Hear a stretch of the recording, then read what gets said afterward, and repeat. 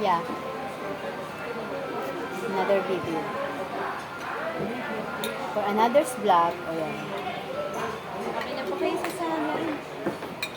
Kunin ko na. Ang sarap ng salad. Ang sarap ng Thank salad. you.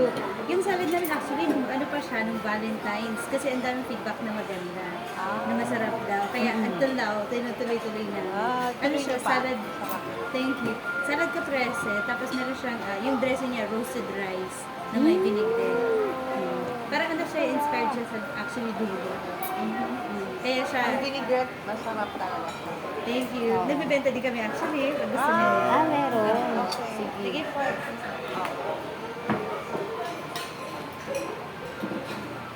Roasted rice pala.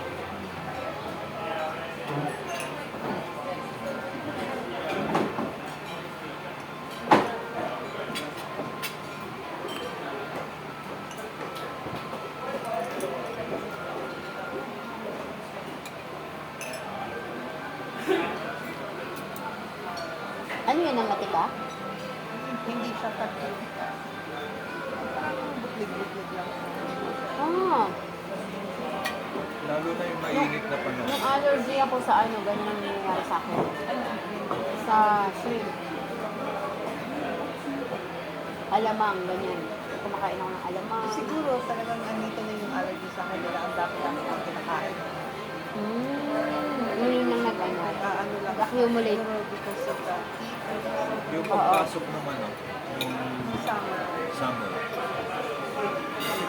Malamig naman ang panahon nila. Trigger. May nakain ka na ka-trigger.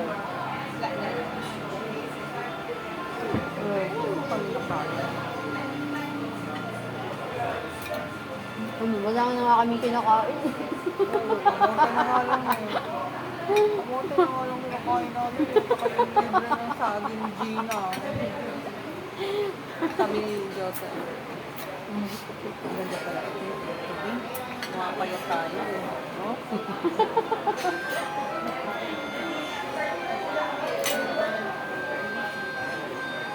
Sa bahay naman kapag kami lang ni Pengay, hindi na ako nagsasaing. Kung ano lang available na pagkain, yun yung kinakain namin. Minsan nga nadadamay si Pengay sa diet. Doon sa inyo may mga karinderya. Kaya Oo. mabilis, madaling bumili. Bili lang kami ng ano, halagang 30 pesos. Palagay ko yung buhok ng akin. Akin yun. Ah. Oh, nakalaylay kanina eh. Anong flavor daw? Pepper. Itim ng buhok mo siya. Oh. Sarap ganun yung buhok.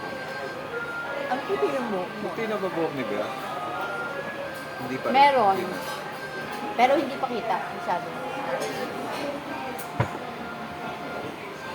Ako gusto ko magpakulay. Ayun na. Baka masira pa yung buhok mo.